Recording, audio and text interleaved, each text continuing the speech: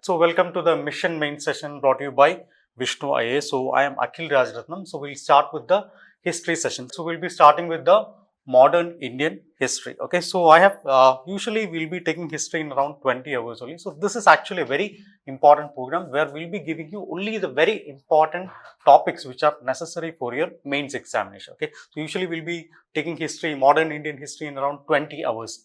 20 hours we'll be covering entire thing from all the facts, all the relevant facts, all the relevant people, everything will be there, but that will be including from the prelims point of view also. Okay, so here our focus will be purely mains point of view. We are not diving into anything related to the prelims point of view. Okay, so what is the difference between studying for prelims and studying for mains?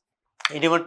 What is the difference between studying for prelims and studying for mains? Prelims means we'll be focusing on the factual part. For example, in the last prelims also you might have seen that there are a lot of facts were there. A lot of facts in this, especially from the ancient Indian history and all. You can see the technical terms were also asked. Okay, so for mains means we'll be analyzing the topics. Analyzing the topics in the sense what was actually the cause of that particular event, what were the outcomes of that particular event. So like that way we'll be analyzing the topic. Okay, so that you can write an answer accordingly. Okay, so that will be the sole focus of this particular session for mission mains. Especially for history, it's very important because history has a lot of facts. Unlike other subjects like society and history has a lot of facts. So it is very much important to make sure that you're not going deep into the factual area, but you're focusing on the analytical part. Okay, all right. So we'll start with some basics of this history itself. You all will be knowing what is this history. Okay, we'll start with the basics only. The initial sessions will be going in a little slower way, but as we progress the session, we'll be gaining the pace also. Okay, all right. So what do you mean by history? History, it's a general definition of history. It's actually the study of past. Okay, so history is a study of past. So in past, what all things will be there? We'll be having events will be there. Historical events will be there. We'll have personalities will be there. We'll have personalities will be, okay. So events will be there, personalities will be there, and obviously you need to know the timeline also. You need to know the timeline also. Timeline means approximate timeline will be fine. For example, the Gandhian phase of the national movement. So what was the Gandhian phase of the national movement after Gandhi came to the politics? So you need to know the approximate timeline of this particular event. No need to know the exact timeline. I'm not saying that for everything the timeline exact year is not important, but still for mains perspective the approximate timeline is very much important. Okay, all right. So one more thing regarding the basics of history. So history we can actually divide into these particular ways. So one is the prehistoric period. The first one is the prehistoric period. Okay, so after that we have the ancient period, after that we have this medieval period, after that we have the modern period, and after that we have the postmodern period also. Okay, so what do you mean by prehistory? Pre means something which has happened before. Okay, so here it has something which has happened before the, something which has happened before history. So what do you mean by history? History means the time period after writing was invented. Okay, writing became prominent. So that is what do you mean by history. So before writing, what was there? We were actually having inscriptions were there, stone inscriptions were there. We were actually having pictorial representations were there, cave paintings were there. So through that only we came to know about the history of that particular period. Okay, so that we call it as a Stone Age. That we call it as a Stone Age. Okay, in the Stone Age itself, we can divide into different timelines like the Paleolithic Age. We have the Mesolithic Age. We have the Neolithic Age. We have the Chalcolithic Age. Okay, so this is something which we call it as a prehistoric period. Okay, after that we have the ancient period. After that we have the ancient period. So slowly civilization started to come. Okay, so especially the Indus Valley civilization. Talking from the Indian perspective only. To take the global perspective, it will be different. Okay, so Indus Valley civilization. So after that, what is coming? After that, the age of empires is coming. Vedic period is also obviously it is coming. Age of empires, like the Mauryan Empire is coming. After that, Gupta Empire is coming. So like slowly, we are transitioning to the medieval period. Okay, so medieval period, we can see that the empires have become very much huge. Okay, so here the empires were very small, but after that, empires became very much huge. Okay, so in the early medieval period, we can see that some of the important empires like the Rashtrakutas, Palas, everything is coming in the early medieval period. But the major highlight of this medieval period is a cultural change is also happening in the Indian subcontinent. So that is a rise of Islam. The rise of Islam. So during this time period only, we can see the Islamic sultanates, like the Delhi Sultanate is coming.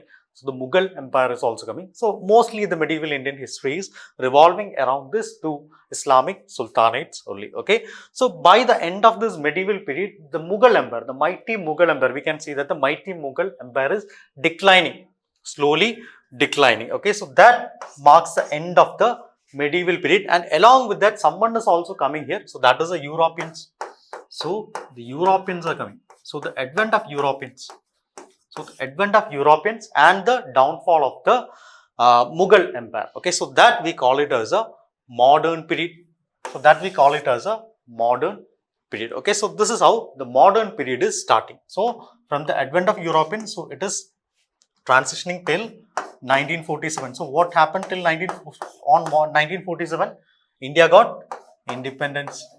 Okay, so this is something which we need to be studying in detail. Okay, the modern period means the advent of Europeans to the time period till we got independence. So what all events happened during this period. So this is our point of study. Okay, and after that also we have history, that is a postmodern history. Postmodern history, sometimes we call it as a post-independent history also, especially from the Indian context. Okay, so what happened after this? After this, many events are happening, right? Like the partition we can include in the post-independence history, and also the emergencies coming, the wars are coming, the wars we have fought. So all these things are also coming. Okay, so if you take the main syllabus, you can see that ancient is not directly asked, prehistory is not directly asked, medieval is not directly asked. So what all things are asked? It is a modern Indian history and the postmodern history. Okay, so this is actually something which is very important from the mains perspective. Okay, mains perspective, and our studies will also be revolving around this area only. Okay, so in this initial session, we will be discussing the modern Indian period. So modern Indian period means we will be starting somewhere around the mid of 18th century. Mid of 18th century. Mid of 18th century. So mid of 18th century, we will be going to the colonial period. Okay, so this will be the initial phase. This will be the initial phase. So after that, we will be moving towards a colonial phase. Colonial phase means after Britishers became prominent. So that is a colonial phase. So after that, colonial expansion phase. So after that, we have the towards independence phase. Okay, so like that way, we can divide this into three important parts. Okay, all right. So in this session, what we'll be doing is mostly, obviously, for mains perspective, we need to write answers. We need to write a lot of answers from all this topic. So what I have decided is, what I have done is, I have created some questions, some practice questions I have created. So through these questions only, we'll be completing the entire modern history. Like I've said, usually we'll be taking around 20 hours to complete the entire modern history. So here, without any decrease in the important topics. So here we'll be covering the all these areas also. So that will be mainly through the questions only. Okay. All right. All right. So this is the syllabus which UPSC has given. Okay. So here you can see that this is coming under GS2. So this is coming under the paper 2. Okay.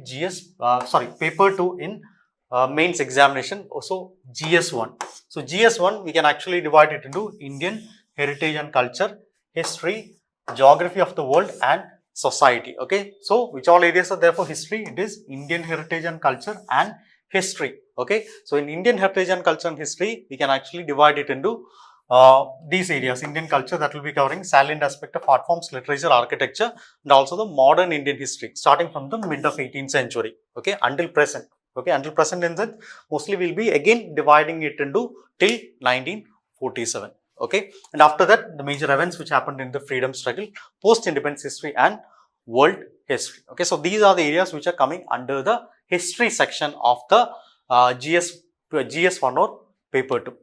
Okay, all right. Now we'll discuss this in detail. First one is Indian heritage and culture. Indian heritage and culture. So if you are taking Indian heritage and culture, here we can see that art forms are coming. Okay, can you name some of the important art forms? Some of the important art forms. Can anyone name some important art forms? Like dance. Dance is an art form. Okay, music is an art form. Dance is an art form. Music is an art form. Here itself we can actually divide into different types. For example, dance itself we have classical dances. We have 8 classical dances. We have folk dances is there. Okay, so like that way, difference. What is actually the significance of this folk dances? So like that way, also questions can be asked. Okay, so after that we have the architecture part. Architecture parts, it's better to study this in a timeline way. For example, in the Stone Age, we'll rarely see any architecture. So in the Vedic period also, we'll rarely see any architecture. So in the timeline, if you're taking the timeline, here you can see that Indus Valley civilization, they are known for their town planning. They are master town planners. Okay, so Indus Valley civilization, we'll start from the architecture of Indus Valley civilization. So after that, I've already mentioned that it's actually the age of the empires, like the Mauryan Empire is coming, Gupta Empire is coming. Everyone has their own style of architecture. Okay, we'll see the architecture of these areas. So after that, we'll be moving on to the modern period. So modern period means, sorry, medieval period is also coming, like the Mughal and Mughal architecture, the Delhi Sultanate. So that timeline, what are the features of that? So that also will be studying here. So after that, we'll be moving on to the modern architecture. Modern architecture means architecture which was brought by the Britishers, architecture which was brought by the Portuguese. All these things also we'll be studying in this area. Okay, literature also we can cover in that way itself. Okay, for example, like we have different types of literature. The classical literature is there, folk literature is there. So in that itself, regional variations are there. The languages are also different. For example, Malayalam literature is there, Tamil literature is there, Marathi literature is there, Hindi literature. So like that way, important aspect of these things also we can discuss in this. And after that, very important thing, this is a cultural institution, which are the, again, questions were asked from this area also, like the important cultural institution which is giving patronage to this architecture. For example, like Archaeological Survey of India. We have Archaeological Survey of India, Lalitakala Academy. So these are some of the cultural institutions which are giving support to sustain this particular art form. So that also will be discussing in this area. Okay, so this is actually the Indian heritage and culture part. Okay. Now moving on to modern Indian history. This is the most important area. Most important area, the major chunk of your questions will be coming from this modern Indian history only. Okay, so like I've said, the timeline will be from the decline of the Mughal Empire. Decline of the Mughal Empire till the advent of, decline of the Mughal Empire or the advent of Europeans till India got independence. So that will be the timeline. So this is actually the bare minimum you can expect. 25 to 50 marks, maybe even more than that also will be asked from the modern Indian history. Okay, so the most important area is the rise of British power. Rise of British power means the colonial period as well as a freedom struggle.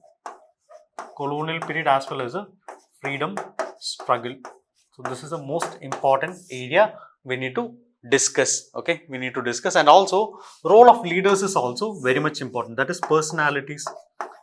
If we discuss, when we discuss this previous year questions, you will understand how important this area is. Okay, so the personalities, so that is also very much important. Role of leaders, like you need to compare Mahatma, what is actually the ideology of Mahatma Gandhi, you need to compare that with Nehru. You need to compare the Mahatma Gandhi's idea of Dalit with the Ambedkar's idea of Dalit. So like that way, comparison questions will also be there. And also regarding some of the contributions of the or maybe the impact of the policies of the Governor General's Viceroy. So like that way also questions will be asked. Okay, questions were asked. Earlier also questions were asked. We can expect more questions also. Okay, and also we have impact of the British policies. So British policies like the administrative policies will be there.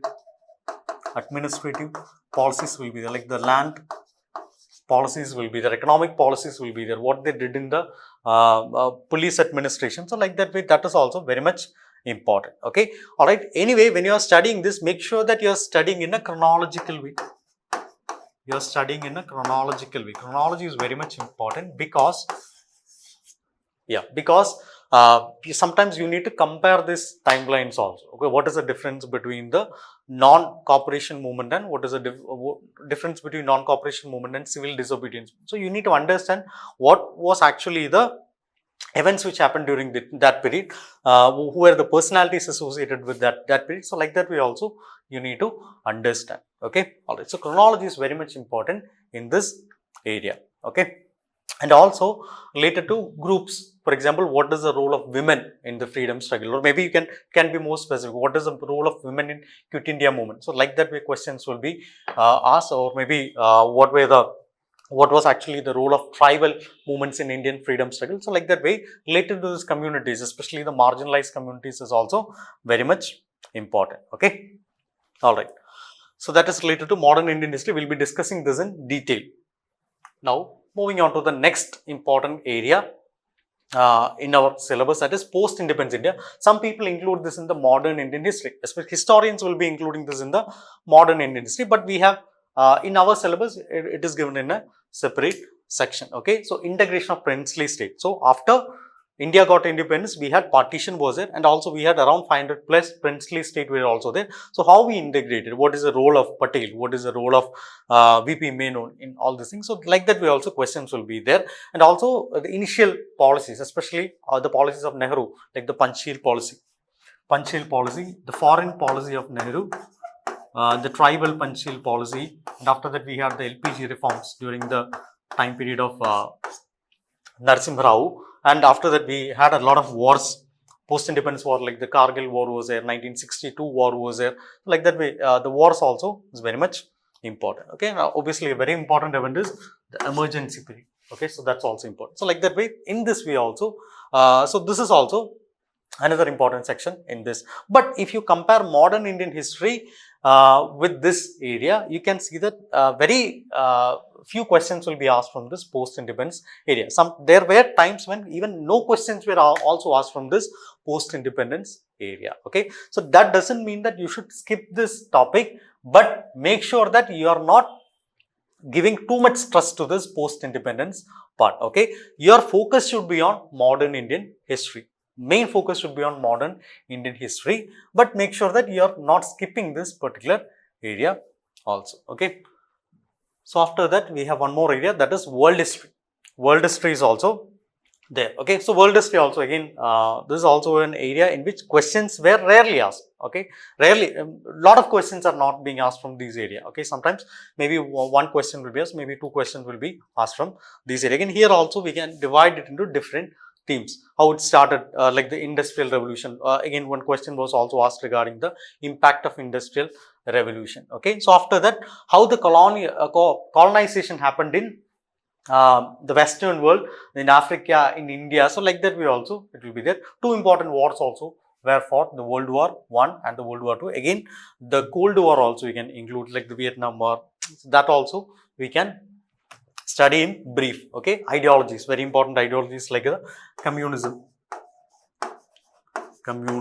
Okay, so these kind of ideologies are also very much important. Okay, so after that, the redrawal of the national boundaries, how colonies became independent, how new countries were also started to come, how this dismemberment of the Germany. So after this World War, what happened, like the pre-Israel period, and also what happened during this period. So that's also very much important. Okay, another important thing is this will help you in your IR module also. Okay, you know, right, world history is actually the precursor of IR, international relations. So if you know this, it will help you. It will help you, and maybe not just in, so mains is something in which you can use things, interconnectedly use these things. For example, whatever you are studying in this world history, maybe you can give it as an example in the essay part. Like that way, in that way also you will be able to use this. Okay, all right. So if you see the trend, of these questions which are asked in the modern history, you can see that at least 25 marks questions will be asked from your area. It can go up to 50 or maybe even more than that also. Okay, so one area which is very much important for you is the national movement, especially the Gandhian phase of freedom movement. Okay, Gandhian phase, like the non-cooperation movement, civil disobedience movement. So that is very much important, like the role of Mahatma Gandhi, and also the most important events like the 1857 revolt. and also the policies, British policies, like the economic policies of British, what were the land revenue systems which we are having during this period, and also something related to the ideologies also, like the ideology of socialism. So that will also be there. Okay. All right. So this is the syllabus which we need to study. I've already shown you this syllabus. So starting from the mid 18th century, 1750, we'll be starting even before that itself. We'll be starting even before that, so that you'll be getting a context regarding this, and also the important events like the 1857 revolt, the personalities involved like Gandhi, Nehru, like that, important personalities, and also what were the issues like the land issues, economic issues, the World War crisis, like all these things also we'll be discussing, and also the various stages of the freedom struggle, that also will be discussed. For example, like the initial phase will be there, okay, the moderate phase of the freedom struggle. So after that we have the revolutionary phase of the freedom struggle is also there. Extremist phase of the freedom struggle is also there. So after that we have the Gandhian phase of the freedom struggle. Gandhian phase of the freedom struggle. So like that way we can divide it into, different stages also, and obviously here also personalities are important and regions are also important, how it affected in different regions. So that's also very much important. Okay. So here we'll be covering this in 6 hours. We'll be covering the entire modern Indian history in 6 hours, and obviously this introduction part I've taken around 30 minutes, and also we'll be discussing some important questions also. Okay. So that buffer time will also be, so somewhere around 5 hours we'll be covering the entire modern history. Okay. So that's actually the plan. Here you can see that orientation 30 minutes, thematic discussion like the role of tribals, the role of women. So that will be the thematic discussions will be there. So we'll be starting the session with the arrival of Europeans. So arrival of Europeans till 1857, the revolt of 1857. So we'll be covering till then. So after that, the second session, again that will be again 1 hour session. So that will be somewhere around 1858. Okay, whatever the administrative changes which happened post 1858, and we'll be moving towards 1905, like the partition of Bengal. So that area will be covering. So after that, from there, the again another 1 hour session will be from the after post partition timeline, till 1939, that will be going, and in the end session that will be around towards independence, 1939 till the World War till 1947, what happened. Okay. So these things will be covering in the end session. So like that way we'll be we'll be covering this entire modern history in around 5 hours. Okay. So this was the orientation which will be and I hope you got an idea regarding how this syllabus is coming, and which all areas you have to cover this also. Okay. All right. We'll be covering any doubts. If you have any doubts, just let me know in the comment box. Any doubts? Yeshua, Yadava. All right. So we'll be starting with the advent of Europeans. Okay. So I have taken a practice question also. Okay. Analyze the interplay of mercantile interest and ideological motives behind European colonization efforts in India. So what were the here what all things are asked? What were the mercantile interests, and also what were the ideological motives? Okay. So at least you might have understood that it was not just for one particular thing. Many motives are involved in this. Okay. So that you might have got an idea regarding. Okay. So we'll start with why these Europeans came to India. There will be some motives, right? Why these Europeans came to India. So for that we need to have an understanding of the world history. What happened during the at least during the later 400 ADs, what happened in the world history. Okay. So you might have heard regarding this particular empire. This is a Roman Empire. Okay. One of the earliest empires in the world, and one of the biggest empires in the world also. So that is Roman Empire, the mighty Roman Empire. Okay. So what happened in 476 AD? What happened in 476 AD is, during 476 AD, due to many reasons like the barbarian invasions, and also the internal differences, and also partition also happened. So due to many reasons, the Roman Empire declined. And this Western Roman Empire, this completely collapsed. Western Roman Empire collapsed and the Eastern Roman Empire somehow survived. Eastern Roman Empire survived, and that became the Byzantine Empire. The Byzantine Empire. Okay, so in Byzantine Empire, there was a very popular king, or maybe the most powerful king in the Byzantine Empire. His name was Constantine. His name was Constantine. Okay, so he made Constantinople. He made Constantinople his capital. This is a present day Istanbul. Okay, present day Istanbul. So he made Constantinople his capital, and he ruled from there. And Byzantine Empire became one of the most powerful empires in the world itself. Okay, so during at the end, later times of this Byzantine Empire, especially in the 1400s or maybe the mid of the 1400s, what happened to it? During many reasons like the internal decline, the weak successors, and also invasions from other areas and all, this Byzantine Empire slowly weakened. So ultimate blow came when the Ottoman Empire, again that was also another local empire which was there in the area. So Ottoman Empire attacked this Byzantine Empire, and they took control over this Constantinople. Okay, Constantinople, and they defeated this Byzantine. Okay, they defeated this Byzantine.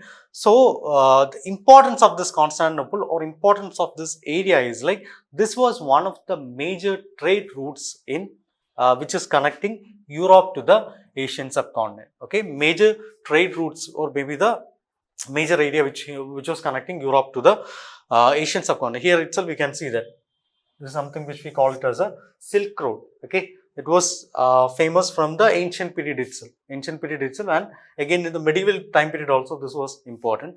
And this Ottomans, they were not having a very good relation with the Europeans, So what happened was, this Ottomans blocked this area. This Ottomans blocked this trade route. So ultimately Europeans were in a distress. So they were not able to have any connections with the people of this Asia. So all the trade routes, even the Silk Road, was also affected during this particular period. Okay, so what happened? They had to look for different routes. Okay, and you can see that this is actually this Byzantine Empire is covering this entire route. Sorry, this Ottoman Empire was covering this entire route. So almost all the land roads were blocked.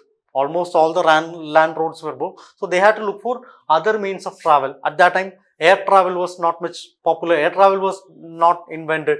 So only thing which they could think about was a sea route. Okay, they thought about a sea route. Why not we travel through the sea route? But at that time, this cartography or the map making was slowly developing only. So they had to invest a lot in the technological innovations regarding that also. Okay, so ultimately they decide that okay, we will be investing in the sea routes, and we'll ensure that we are finding the way to Asia. Okay, So that was one of the reasons why this Europeans started exploration. That is one main reason, is the fall of Constantinople. So why they want to come to Asia?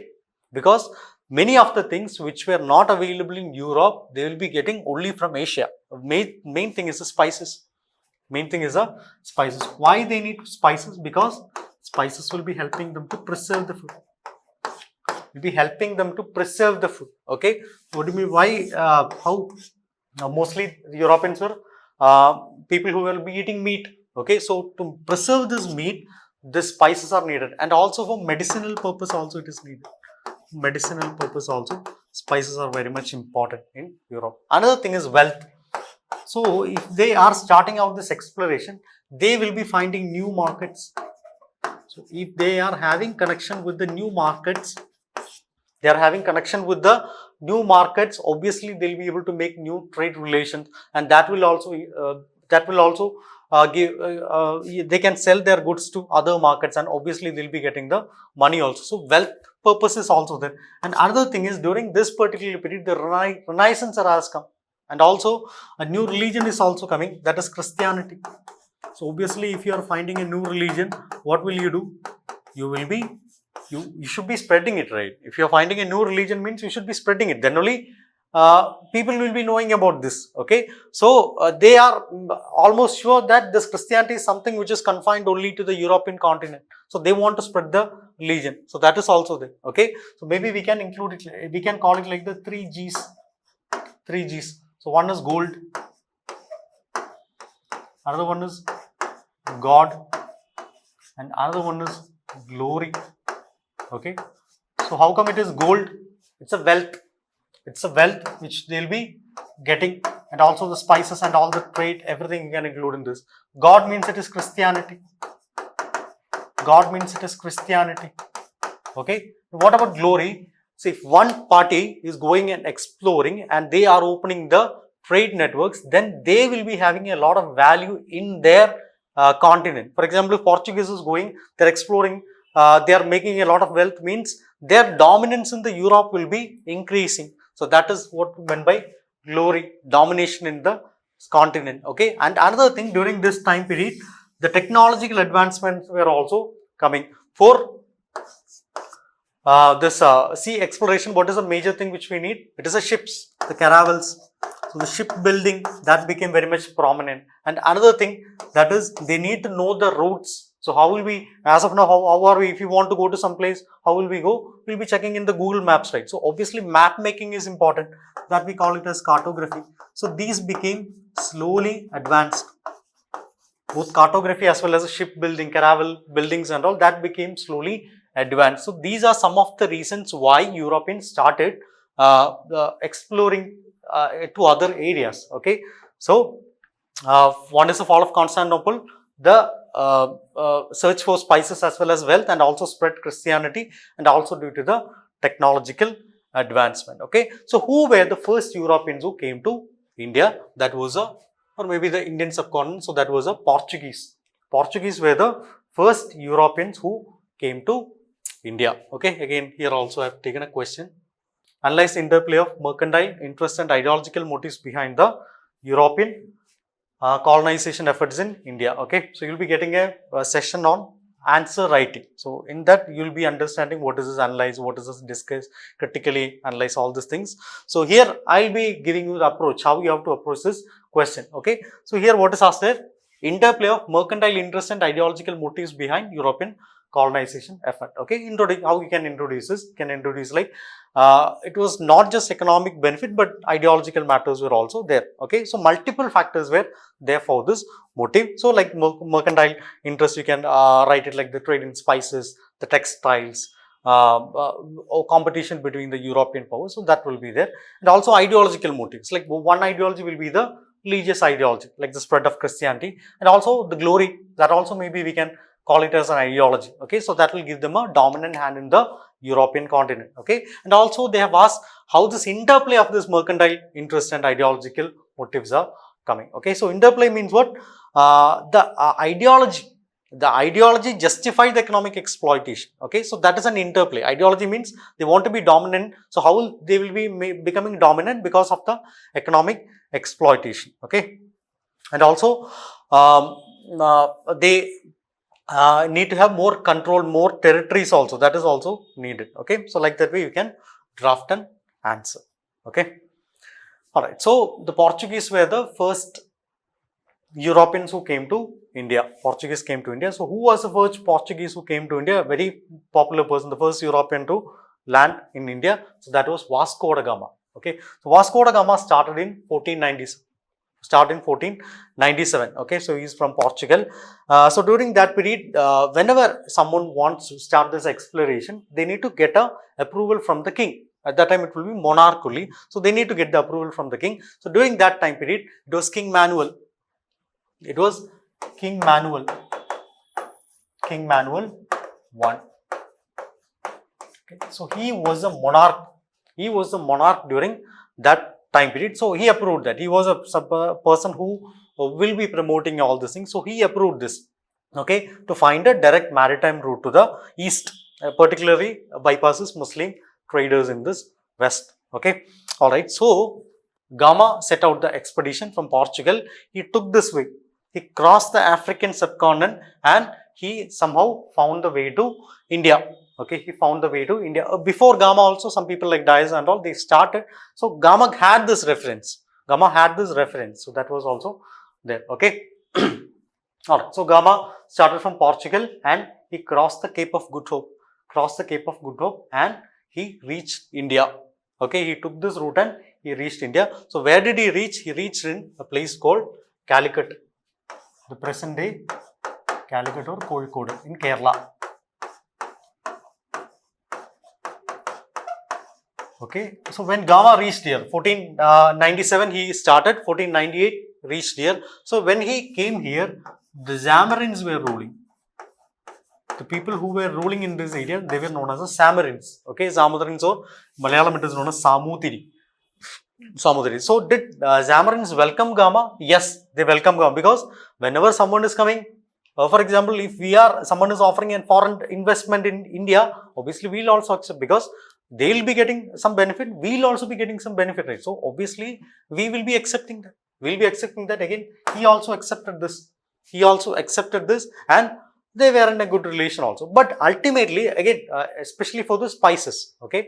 But ultimately, the Zamarins understood what is actually the ultimate aim of this Gama or maybe the Portuguese delegation itself. So it was to get the monopoly. It was to get the trade monopoly.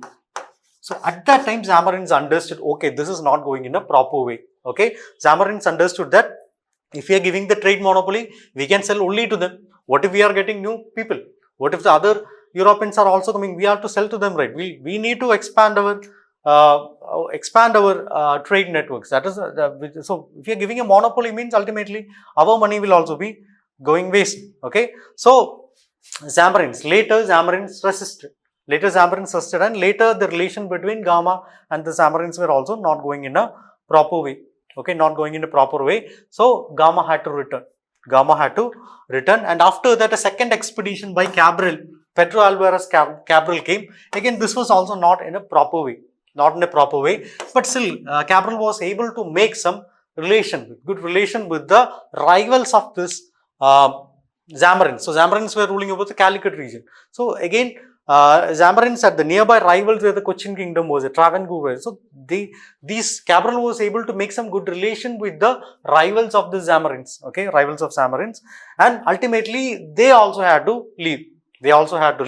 But after that, the king understood that okay, there is actually a very good scope for maybe some territorial expansion also there in this Indian southern part of India. So at that time, another person has been sent, that is Francisco de Almeida. He was not sent as just a sailor or an explorer, but he became the first viceroy.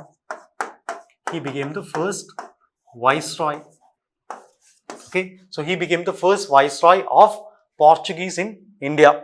Okay, at that time we were not aware of these kind of terms and all these things. So anyway, he became the first viceroy of Portuguese in India. So he introduced a policy known as a blue water policy.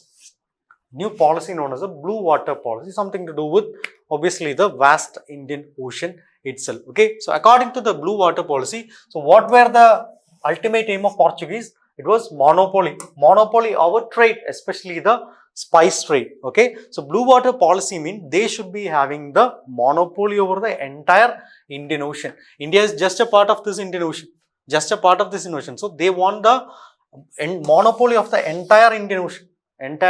So this is something which was devised by Francisco de Almeida, the first viceroy of India. So after Portuguese viceroy in India, so after that another important person is coming, that is Alfonso de Albuquerque.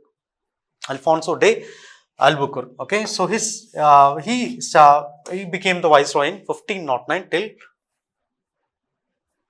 1515. He became the viceroy. He introduced, again he wanted to expand. Okay, so Francisco de Almeida, he said that okay, in trade we'll be having the monopoly. Okay, Alfonso de Albuquerque was of the opinion that for that we need to expand, we need to have some territorial control also in the Indian subcontinent. Already they know how this geography of this Calicut and other areas were also there. So ultimately he understood that there is actually a very good scope in a place called Goa. For territorial expansion in a place called Goa. So during this period, Goa was under the control of the Bijapur Sultans. Under the control of the Bijapur Sultans. Okay. So from Bijapur Sultans, they took Goa. They took the control of Goa from the Bijapur Sultans, and they started to rule from there itself. Technically, they started to rule from the Portuguese territorial control from there itself. Okay. And also, Albuquerque wanted to, other than this territorial expansion, Albuquerque wanted to assimilate with the people. Okay, so he introduced the policy known as policy of assimilation. These terms you can use in your answers. Policy of assimilation. Okay, assimilation means what? It's not just about territorial control or the forced control. They wanted to integrate with the people itself. So they understood that if we are integrating with the people, they will be having generations who is having a Portuguese lineage itself. So that will ensure that they are having good relations with this local Indians itself. So he promoted this marriages, region marriages also. He advised this Portuguese man to marry the local people, make sure that they are getting a generation with the Portuguese lineage itself. So like that way, this was his policy. After that, Nino da Cunha came. So he was at that time, during Albuquerque period itself, okay, Portuguese was expanding. Okay, Nino da Cunha, what he did is like he ensured that there is a consolidation within this consolidation within the Portuguese Empire. The trade is going in a proper way. So he ultimately moved the capital from earlier they had a base in Cochin. Okay, so he ultimately moved the capital from Cochin to Goa. So from Goa they started to rule during the Nino da Cunha's time period. Okay,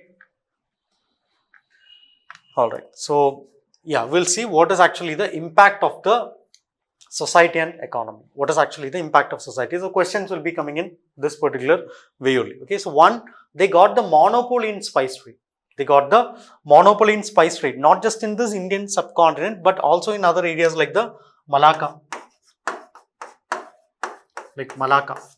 Okay, Malacca and these Moluccas, the Spice Islands or the Moluccas also. Okay, so Indian subcontinent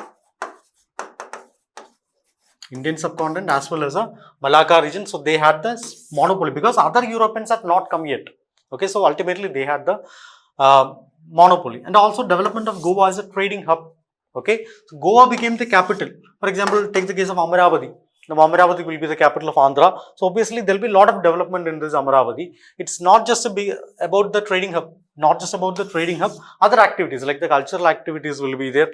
Administration centers will be coming there. So like that, these kind of changes will also be happening in this area. Okay, so development of Goa as an ultimate in many ways Goa got developed. Okay, very important thing, the architecture and art. Okay, so if you go to Goa, you can see that you will not be finding a lot of this specific Indian architecture like the temple architecture, mosque architecture. So other than that, mostly you will be seeing this Portuguese architecture. So that we call it as a Iberian style of architecture.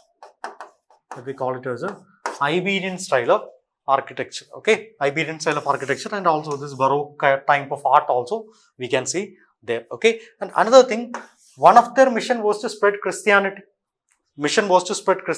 So ultimately, Portuguese were successful in spreading this Christianity and converting these people into Christianity. And also, the architecture also played a very important role. If you see the history of Goa, you can see that the churches and convents of Goa itself is a UNESCO World Heritage Site, because that much convents as well as Christian churches you can see in Goa. So that's also very much important from this period. And also obviously language also, they were able to spread this Portuguese language also in the Goa region. So ultimately these were some of the important major impacts of the society and economy of Goa. Okay, during the period of Portuguese. So ultimately what happened, like for every power there was a downfall period of the Portuguese also. Okay, so now they have the monopoly.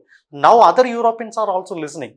Now they also wanted to have their own establishments in this Goa region, in this India region. They are seeing Portuguese. Now they also wanted to come here. So new powers are coming here. Okay, so that is the Dutch is coming, the British is coming, the French is coming. So that they became rivals to this Portuguese, especially the Dutch and the Britishers. They became the rivals. So they are coming. And also the major important thing about Portuguese is that naval supremacy. They started with the caravels and all. They started the map mapping was very advanced. So these Dutch and English, so they understood that okay, this is actually something in which Portuguese have an upper hand. So they also started to develop their own technological advancements. That was also one of the reasons why the Portuguese declined, and also obviously the internal decline was also there, especially in the 1580, the Iberian Union. 1580 Iberian Union. Iberian Union means establishment in Portuguese. Okay. Again, this was also one of the reasons why ineffective governance, corruption, and all these things were also reasons why this Portuguese empire declined in Indian subcontinent. Okay. All right. So now new powers are coming. New powers are coming. So we'll be seeing one by one what were actually the powers. Before that, a question.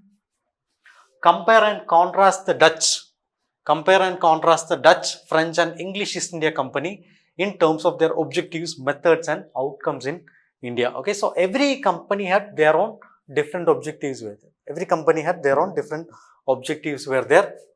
The French had their objectives, and their time period of coming into India was also little, some years differences also there. Okay, so what is asked here? You have to compare and contrast the Dutch, English, and French in which all terms, one in their objectives, one in their methods, and another one in the outcomes. Okay, so we'll be discussing this later. Okay, so after Portuguese, the major powers who came to India, that was Dutch. Dutch means the people of Netherlands. Okay, people of Netherlands, they were called as Dutch. So what was the motivation? Obviously, like any other Europeans, the motivation was trade only. Okay, trade, especially the trade in spices, and also the trade in textile was also important for them. Okay, spice trade as well as a trade in textile. So they came to India, they established their own companies. Like the Portuguese, they also established their own trade routes, their companies, their alliances, everything was also established. Okay, so the Portuguese company was known as VOC, or the Verenigde Oost Indies Company. Okay, East India Company, Verenigde Oost Indies Company, or VOC. So that was established by in 1602. So what was actually the importance of this company? Again, this was a corporate structure. Okay, so this was a corporate structure. So what do you mean by corporate structure? Some hierarchy will be there, like this. Now also if you see the corporate, it's like this only. Okay, some hierarchy will be there. Here the directors will be there, CEO will be there, directors will be there. Below that, employees will be there. So this is actually the hierarchy of a corporate structure. CEO, CFO will be there. Like that way, different directors, everyone will be there. Okay, so the main people who will be funding this, the directors, so they will be sitting in Netherlands or the Dutch area only. So they were known as Heren 17. They were known as Heren 17. Okay, they were known as a Heren 17, or the Lord 17, representing the 17 investors of this area. Okay, so another important thing about this Dutch East India Company, they were quasi-judicial also. They were quasi-judicial also. Quasi-judicial or quasi-sovereign. Maybe we can say it as quasi-sovereign. So why it is quasi-sovereign? Because so why it was quasi-sovereign? Because technically a country will be able to wage wars. The country can make treaties with other people, other countries, or maybe other rulers and all. But technically company cannot do all these things. But these rights were given to this VOC company. So that's why they were known as a quasi-sovereign body. Okay, so they acquired different areas. One is Pulicat, another one is Surat, and another one is Nagapattinam. Okay, in different areas. Pulicat and Nagapattinam in the eastern side, and also Surat in the western side. Okay, western side. So they had presence in both western part of Arabian Sea side as well as a Bay of Bengal part also. So what was their main focus? Their main focus was commerce. What was the another important focus other than commerce and trade? What was another important focus of the Portuguese? It was territorial expansion. They didn't have much ambition about territorial expansion. Their ambition was mainly focusing on the commerce only. Okay, they want to trade with these people and they want to get the money They want to get the things, they want to sell it there and get the money. So this was their main purpose. Okay, so we can see that military engagement was limited. Mostly it is based on the treaties and all. Mostly it is based on the treaties, based on money and all these things only. It was not mostly based on the military engagement. But we cannot say that there was no military engagement at all, especially in the southern part, like with the Travancore Kingdom, the present day in the Kerala, southern part of Kerala. So they had conflict with the Dutch East India Company had conflict with the Travancore Kingdom also. Travancore Kingdom. But still, other than that, if you compare with the French or maybe if you compare with the Britishers or maybe even the Portuguese also, they had very limited territorial conflict itself. Okay. Alright. Another important thing is, if you see these things, these two areas, the Pulicat and the Nagapattinam area, if you see this, you can see that these areas are very close to the Southeast Asia. Okay. So mainly their focus was, another important focus was the Southeast Asian region. They want to expand to the Southeast Asian region, and they want to expand to the Southeast Asian region and have their trade bases there also. Okay, in the Malacca region and all they want. That's why they are important two bases were Pulicat and Nagapattinam in the eastern part of India. Okay, all right. So this is related to Dutch East India Company. Now we will have to compare with that. So obviously you need to know more regarding other companies also. Okay, so after Dutch, who came? It was the Britishers who came to India. Okay, so like I've said, for the Portuguese, it was a King Manuel's. Based on the King Manuel's permission only, Vasco da Gama started this expedition. Again, like that way, the Portuguese at that time, the monarch was Queen Elizabeth I. So Queen Elizabeth I gave a charter. Gave a charter to the East India Company, British East India Company. Okay, so British East India Company, so they are giving them the monopoly to have trade relations with the India or the eastern part of the world. Okay, or the east. So here we can see that they were also following a corporate structure, same like the Dutch East India Company. They were also having the corporate structure. Maybe we can say it as a joint stock company. Okay, it was a joint stock. Different investors will be there. It was a joint stock company. Okay, different investors will be there. So the charter was given in 1605 by Queen Elizabeth I.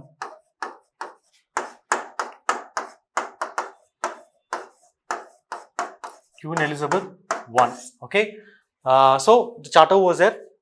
Slowly they established their company also. East India Company, the first company was established in Surat.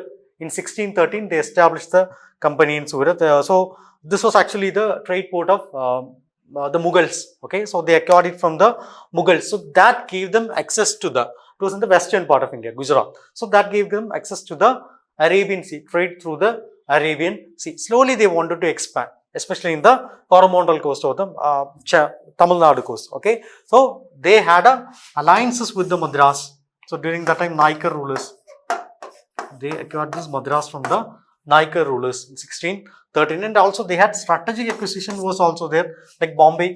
Bombay was under the control of Portuguese. So this was actually a marriage alliance. This was actually a marriage alliance. Okay, and also James Carnock, one person. So he went to Calcutta and he started fortifying them. Fort William and all we'll be discussing in our later sessions. Okay, so they also ensured that they had presence in the western part of India, eastern part of southern part of India like the Madras, and also the eastern part of India in the Bengal region also. Okay, so like that way they also had their own strategy of getting the control. Okay, here also you can see that they also had this military control was it. Later it became, the military engagement is becoming very much prominent, but initial phase they had different other ways like the marriage alliances, military alliances. So like that way they had their own purposes. Okay, all right. So after that, who came? It was the French East India Company. Okay, so after Britishers, French came to India. So in between, Danes are also coming, but still this is a main focus class, so obviously we'll be covering only the very important events. Okay, the French East India Company is coming to India. So again here also we need a charter, royal charter is needed. So again during that time period, the king, it was King Louis XIV. It was King Louis XIV. So King Louis XIV gave them the control. King Louis XIV, he was a monarch, so he gave them the charter. And here also their purpose was especially trade. That was a trade in spices as well as trade in the textiles also. So textile means at that time period, cotton was something which was very much prominent. The cotton is not something which you will be getting.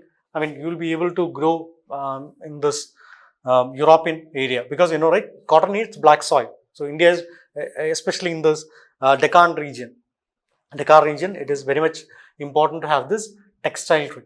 Okay, the cotton plantations are very much important. Okay, so at that time, this was their primary purpose.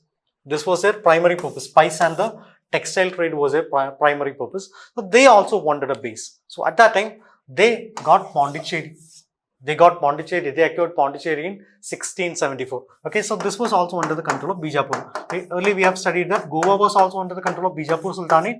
Again, Pondicherry was also under the control of the Bijapur Sultanate. Okay, so Pondicherry, again, another important thing is Pondicherry is a natural harbor. So obviously trade will be much better in this Pondicherry region. Okay, and again here also they wanted to focus on South India and East India. South India means again this area, the Pondicherry region, and also the East India.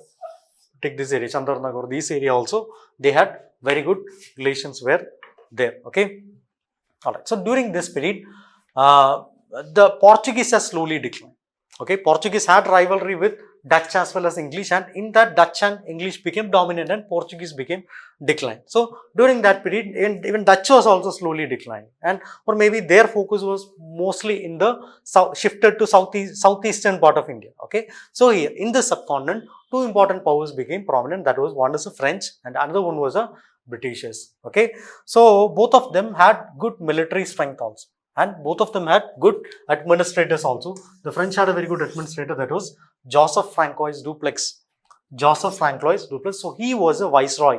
So he was the viceroy of the French East India Company in India. Okay, so his focus was mostly indirect influence. The Portuguese wanted direct influence. Here they went for indirect influence. Indirect influence means what? They allied with the Indian rulers. Okay, they don't want the territorial control, but they wanted very good say in the administration, political administration, or maybe they wanted to use it for their own benefit. Okay, so they allied with the Indian rulers. In different parts. We'll see the wars and all. At that time you will understand. Okay, so this name, keep this in your mind, Joseph Francois Dupleix. Okay, he was involved in the later military confrontations also. Okay, all right. So now who all are prominent in this Indian subcontinent? One is the Britishers and another one is the French. The Britishers and the French, they became prominent in this area, and that led to a series of wars. We call it as a Carnatic Wars. Carnatic Wars. Okay, so Carnatic is a region in the southern part of India. Especially the present day, modern day Tamil Nadu and the Andhra Pradesh region. So Carnatic Wars means it's a series of conflicts in which Britishers as well as English were involved, either directly or either indirectly. They were involved in the confrontations over in this Carnatic region. Okay, so that three important wars were there. First Carnatic War, second Carnatic War, and third Carnatic War. All these were fought for different reasons. Okay, but still the parties were both British as well as French. Okay. All right, the first Carnatic War.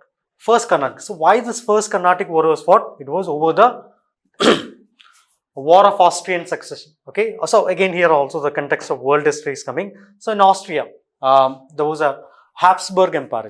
Okay, so after this Habsburg Empire, after the death of the monarch of this Habsburg Empire, so what happened was, like, there was a rivalry between the neighboring states like the Prussia and other countries. Everyone, they fought over the Habsburg throne, and it was not confined to Europe alone, but wherever these people were having colonies or maybe they had present, they were fighting there. The companies were also involved in the fighting. Okay, so this was actually based on the War of Austrian Succession, but it was fought for the trade dominance between British as well as a French in India. Okay, all right. So, and what happened was like Britishers, the French captured the areas. At that time period, Madras was under the control of the French, English.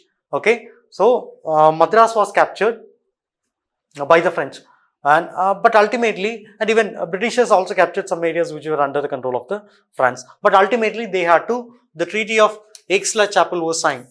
Aix-la-Chapelle was signed, and ultimately, based on this international treaty, they had to give back the territories which they have captured all over the world. Okay, so in that Madras, they had to give back Madras to the French. Had to give back Madras to the Britishers itself. Okay, so maybe we can say that the war ended in a stalemate. There were no clear victory.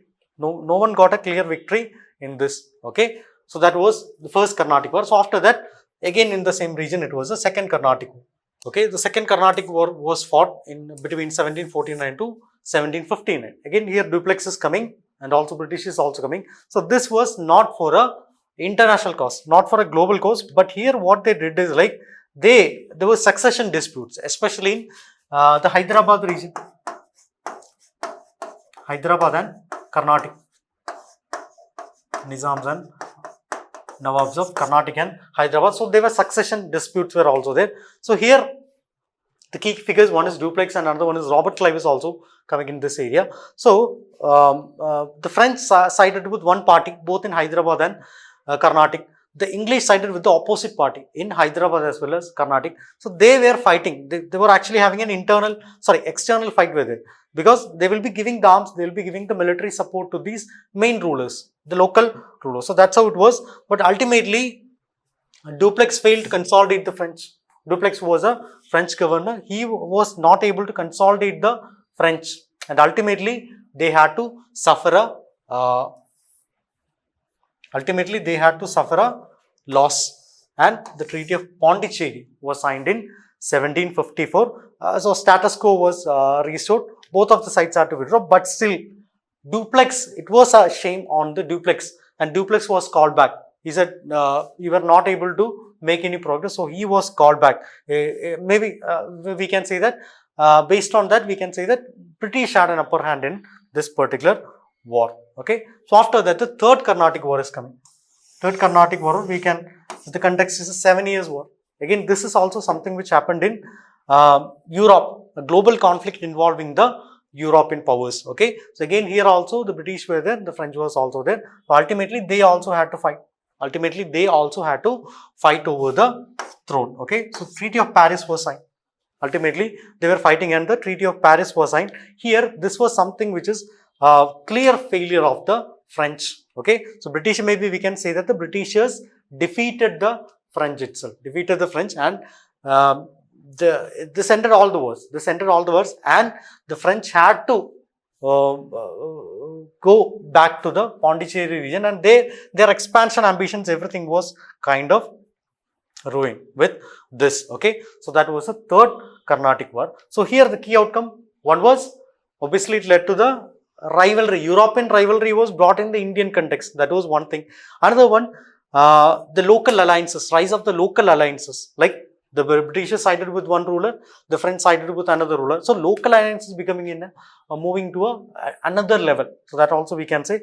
And also ultimately we can see that the rise of Britishers. Here now Dutch has gone, now Portuguese has gone, now even French is also washed out. So now who is there? Ultimately we can see that the rise of British power started from the Carnatic War. Maybe that kind of question can be asked in your mains. That is also there. And also the rise of individuals also, like Dupleix is coming, and also Robert Clive. Robert Clive will be hearing this name in the later time period also. So these kind of people are also coming during this period. Okay, all right. So that is Carnatic. Okay, all right.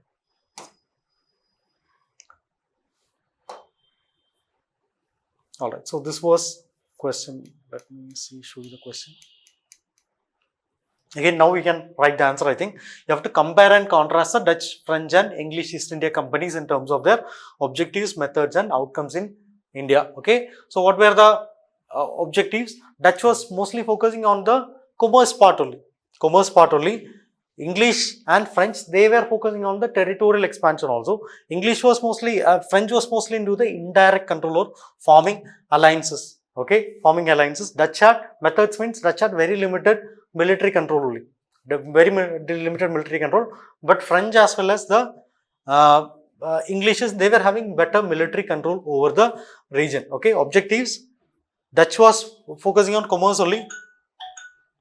Yeah. Okay. So outcome is like ultimately Dutch was confined to the Southeast Asian region, and outcome regarding the French and Britishers. So they became the dominant force in India, Indian subcontinent, and later French were also ousted and rise of the British power. So like that way you can write this answer. Okay. Alright. So again, question in UPSC mains 2017, previous year question. So clarify how mid 18th century India was beset with the specter of a fragmented polity. Okay. This was the question asked in mains 2017. Okay. For that we need to understand who were the prominent kingdoms in India. Who were the most prominent kingdoms in India. Okay. Alright. So here in the map itself we can see who are the prominent kingdoms. Here you can see the Carnatic region. Alright. So first one is Bengal. Bengal was under the control of the Mughal Empire. Mughal Empire, one of the richest regions in India itself during the period of Mughal Empire. So Bengal was under the control of Mughal Empire. So later, after this Aurangzeb's period, what happened, like the Mughal emperors became very much weak. They had a very weak Mughal emperors only. Slowly, these people, these Mughal people, these local rulers, they became independent. And in Bengal, the local governor was Murshid Quli Khan. So after the Mughal empire became weak, he became independent. Murshid Quli Khan became independent, and at that time, Bengal was one of the richest provinces also. So Bengal became a empire, or maybe a kingdom, which is or a local state, which is one of the richest state in the India itself. So ultimately, rich means if you are rich, you will be a target. Now also it is like if you have oil, obviously you will be targeted. Okay. So Murshid Quli Khan was a person who developed it. Later, during Siraj-ud-Dowlah's period and all, there will be confrontation. Okay. So that we will be discussing later. So after that, the Awadh dynasty. So again, Awadh was also a part of the Mughal dynasty. So later, after the decline of the Mughal dynasty, Asaf-ud-Dawla, he declared independence. And he made Awadh into a separate state itself. Okay. So his successor was Saadat Ali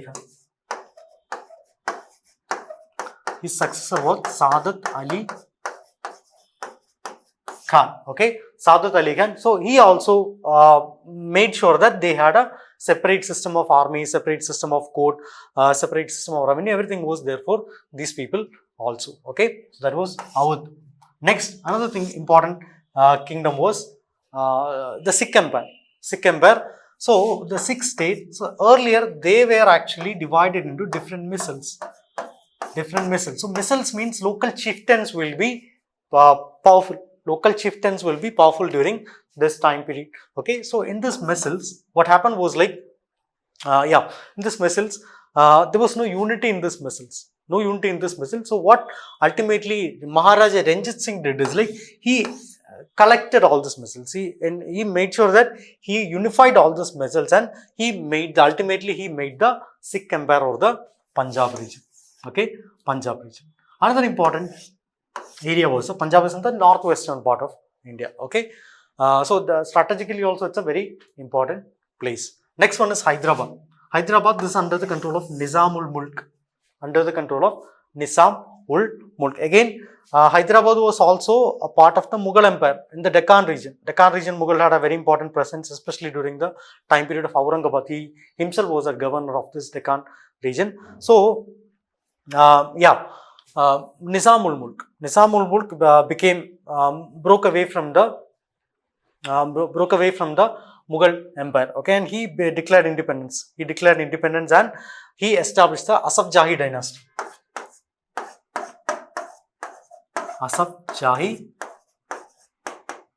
dynasty, Asaf Jahi dynasty. Okay, so Asaf Jahi dynasty was established by Nizamul Mulk, and yeah, Hyderabad was also one of the richest regions in the richest provinces in the India only. Okay, and again, this also became a political a region of political confrontation for the French as well as the Britishers. Okay, we have seen in the Second Carnatic War also.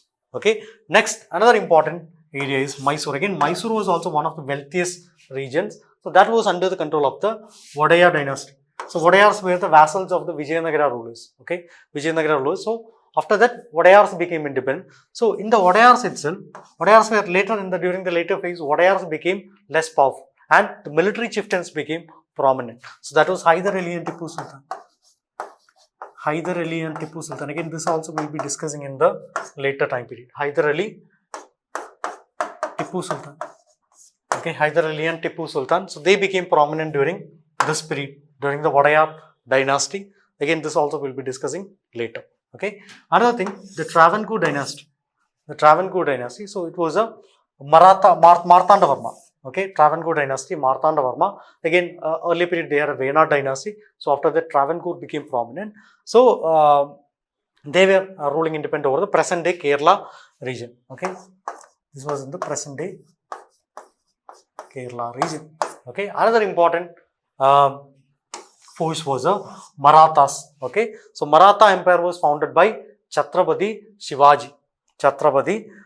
So he fortified this empire, and he made sure that they were contemporaries of the later Mughal period, especially the Aurangzeb and all. So during that period, they ensured that the Deccan region was having a huge influence of the Marathas also. Okay, so after this Chhatrapati Shivaji, his son Sambhaji came. So after that, the rulers were very weak. And ultimately the ministers or the Peshwas became prominent. And Peshwas became prominent during that time period, and slowly local chief areas became prominent, like the Bosleys.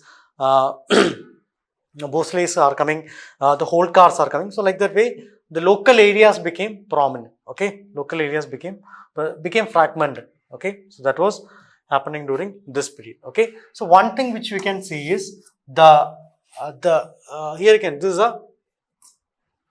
a map of India. So here you can see that India became fragmented, or maybe the Indian subcontinent became fragmented after the decline of the Mughal Empire. So Mughal Empire itself was became weakened, and it was confined to the Delhi region alone. Okay, so this was actually the situation of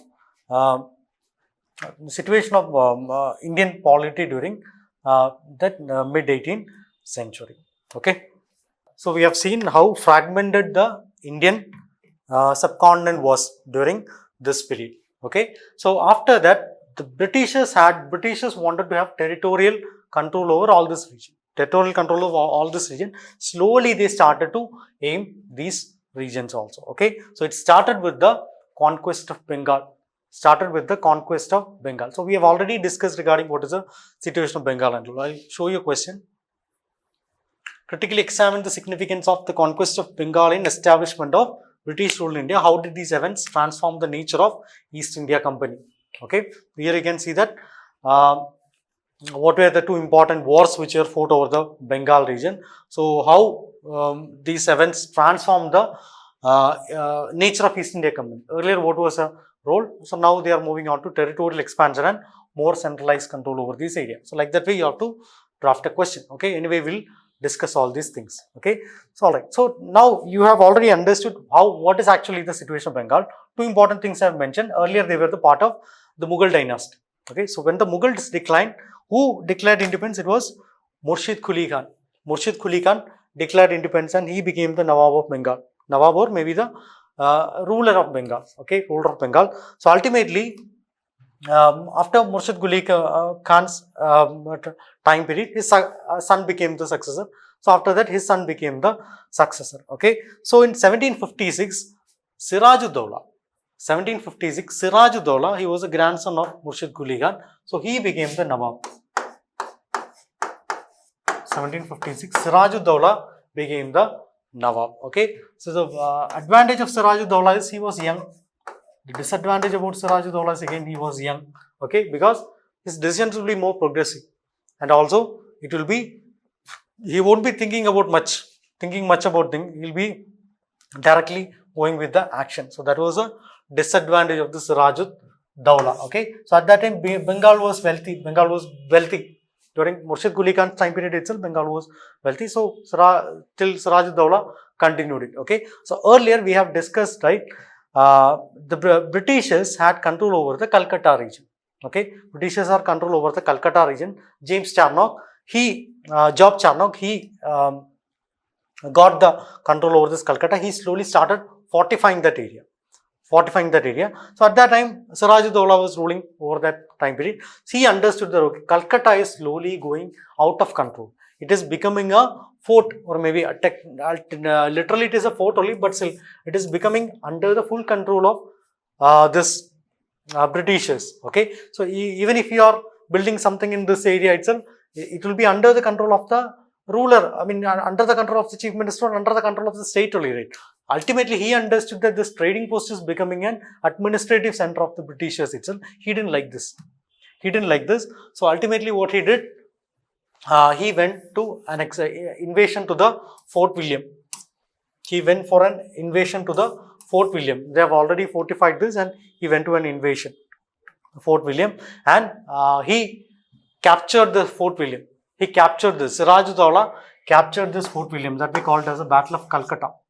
In the Battle of Calcutta, Siraj-ud-Dawla in 1756, Siraj-ud-Dawla captured this Fort William in the Battle of Calcutta, and very important event also happened. There was a Black Hole of Calcutta. Okay, fort means it will be having this dark areas and all these things will be there, right? So British people who were stationed there, so they were taken as prisoners, and they had to undergo a lot of harsh conditions in this Fort William itself. Very harsh conditions, and many died also during this cramping, during this suffocating conditions and all. Many of them died also. Okay, and this became something which has hurt the sentiments of the Britishers. So ultimately, the Britishers had this feeling like, okay, we had to avenge this thing. Okay, so that kind of feeling was there within the Britishers also. Okay, so you might have heard regarding this name, Robert Clive. So Robert Clive conspired with a person who was in the court of Siraj-ud-Dawla. Okay, so if it's a court, means obviously many people will be having eyes on the throne. Right? So one person was Mir Jafar.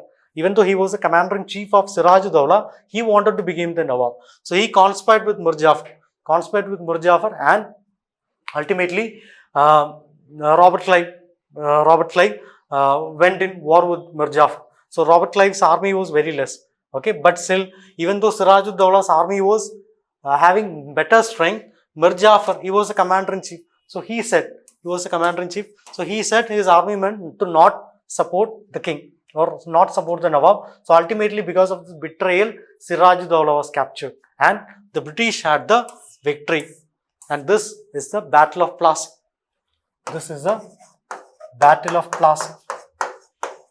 Okay, Plassey or Palasi region in the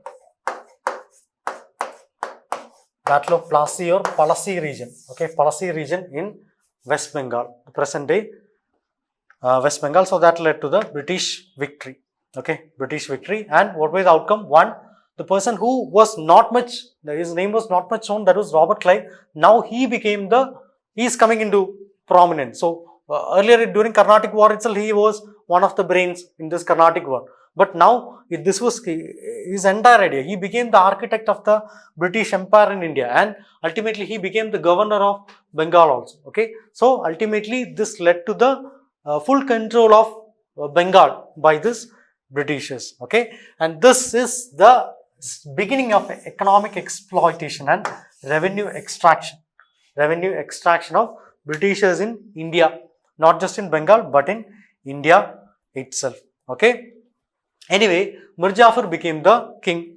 But still with the support of Britishers only. But Britishers keep on reminding him that, okay, because of us only you became the Nawab, so you have to give us a compensation, you have to give us the money and all this thing. And also Britishers started the revenue collection also. They call it as a tax farming practice of the Britishers also. Okay, so all these things made Mir Jafar.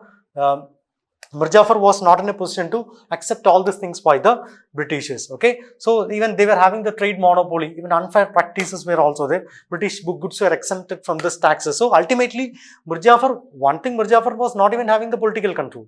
Even though he was a Nawab, he was just a puppet Nawab. Okay, no political control. Even revenue is also completely going to them. So he protested. He protested, and Mir Jafar was removed.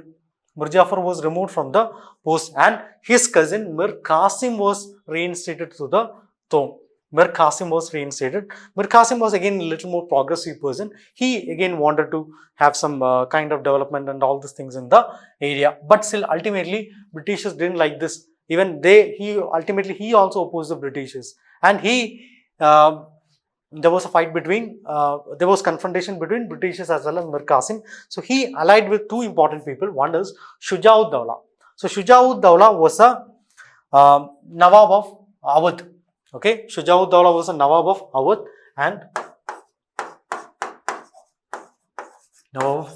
and Shah Alam, he was a Mughal ruler. Shah Alam was a Mughal ruler. Okay, so he conspired. Shuja-ud-Dawla and Shah Alam, they allied against the Britishers with whom? With Mir Qasim. Okay, and ultimately that led to the Battle of Buxar. The Battle of Buxar in 1764. Now, Britishers already know how these people are going to react. How these people are, they know what are the weaknesses of these Indian rulers. Everyone is having the same weaknesses and all these things. Ultimately, under the leadership of Major Hector Munro, Britishers were able to get a huge control over this. Were able to get a victory over this area itself. Okay, so the British East India Company became victorious, and again Mir Qasim was thrown out, and Mir Jafar was again reinstated. Mir Jafar was again reinstated. Again, he became the puppet Nawab. Okay, he again became the puppet Nawab. But another important thing which happened here is, now the Britishers have full control. Earlier, they were like, okay, for namesake, at least for namesake, the Nawab was having control. Now, everything is de facto under the control of the Britishers only. Okay, so that is what happened after the Battle of Buxar. Okay, so what were the consequences? Treaty of Allahabad was signed, and Diwani rights. Diwani rights means right to collect the tax. So that went to the Britishers, and also we have Nizamat right. I will be explaining in the next slide. So now the consequences: British became the de facto rulers. British became the ultimate de facto rulers of this, de facto rulers of the Bengal, Bihar, and Odisha region, and full revenue collection was also going, because now Awadh is under the control, Bengal is under the control, even the areas of Mughal is also under the control of them. Okay, and ultimately their administration, their control in their handling in the administration was also not good. So that led to the famines, that led to the displacement of people, and even the social unrest in the area also. Okay, all right. So this system, we call it as a dual government system. We call it as a dual government system, which happened in Bengal during this period. So we had two rights out there. One is a Diwani right. So Diwani right means what? Diwani rights means the right to collect tax, the right to collect the revenue. So that was under the control of the Britishers only. But under the political control should also be there. De facto, the Britishers were the de facto rulers of this Bengal region itself. But still, at least for the namesake, someone should be there. So that was a Nawab. Okay. So that was a Nawab. Nizamat right. We call it as a Nizamat right. So that was under the control of the Nawab. And Diwani right. So that was under the control of the Britishers only, or the East India Company. Okay. So this system, we call it as a dual government. It was introduced by Robert Clive. Okay. Dual government introduced by the Robert Clive. So who had the real power? It was Britishers who had the real power now, because their revenue collection is major thing is the finances, right? Whatever it be for defense, everything, finances is important. So every finance is going to the Britishers hand only. And Nawab, for the namesake, he is the administration. Okay. Ultimately, people will be blaming the Nawab, because they don't know, they don't have to worry about who collects the tax. If they are not getting the their rights, they will confront the political executive only. That was a Nawab in this case. Okay, and that led to inefficiency, disorder. The law enforcement was also ineffective, weak governance. All these things were also there. So ultimately, the Britishers understood, okay, this dual government is not needed. Let us control this directly itself. No need of this Nawab. So ultimately, the dual government system was ended. In 1772, dual government system was ended. Okay, so during that period, Warren Hastings was a ruler. Sorry, Warren Hastings was a governor of Bengal during that time period. So he officially abolished this. Why? Inefficient, disorder, because the Nawab was not having any control, and it led to the inefficiency, disorder, widespread corruption. All these things were also happening, and also the economic mismanagement. The Britishers were they wanted money only. They don't want to invest in this. So ultimately, due to all this reason, Warren Hastings took the control of Bengal, and he became the governor of Bengal itself. Okay, maybe we can say that from here, this point onwards, they are slowly starting their own centralized control. Okay, why did the armies of British East India Company, mostly comprising of Indian soldiers, win consistently against the more numerous and better equipped armies of Indian rulers? Okay, from this Bengal itself, you might have got an idea regarding this, but still more wars are coming, more British involvement is also coming. So at that time, you will be able to get a more idea, detailed idea regarding this. So here you have to give the reasons for this. Okay, so now Bengal is done. Now other important states are also there. Earlier we have discussed regarding the fragmented polity of the region. Now new states are there. Okay, sorry. Now other states are also, like Mysore is there, Marathas are there, Hyderabad is there. Other states are also there. Slowly, Britishers wanted to have control over or either direct control or indirect control over these regions also. Okay, so for example, indirect control in the sense, Travancore Kingdom of Travancore, they were having better relations with the Britishers. So they don't have to go with the territorial control of that region. But another important area where the Britishers had their eyes was the Mysore Kingdom. It was a Mysore Kingdom. We have already discussed regarding the Mysore Kingdom. So who were ruling over this area? It was a Wadayars. Who were ruling over this area. Okay, the Wadayar dynasty. So Wadayar dynasty, they were local feuds, local feudatories of this Vijayanagara Empire. Okay, so ultimately they became the rulers. So the later rulers of this Wadayar dynasty, so especially Chikka Devaraja Wadayar. Okay, so during his time period, the military became popular, like Pakistan, how it is, the military is much more powerful than the political executive. So like that way, here also this happened, and he had a very efficient military leader also, that is Hyder Ali. So ultimately Hyder Ali, in the later period, Hyder Ali became prominent. Hyder Ali came into prominence, and de facto he became the ruler of this Mysore itself. Okay, so real power shift, we can say that the real power shifted to the military commandants during this time period. Okay, all right. So after this British conquest, the conquest of Bengal, the Britishers had eyes on Mysore. Why? Because of many reasons. One, Mysore was one of the richest regions. In that area. Okay, and another one, it is in the western part. So they had very good spice plantations and all these things. Ultimately, the Europeans came to India itself for spices only. So that is also one of the important reasons why they wanted this. And another important things, now this time the French has become weak.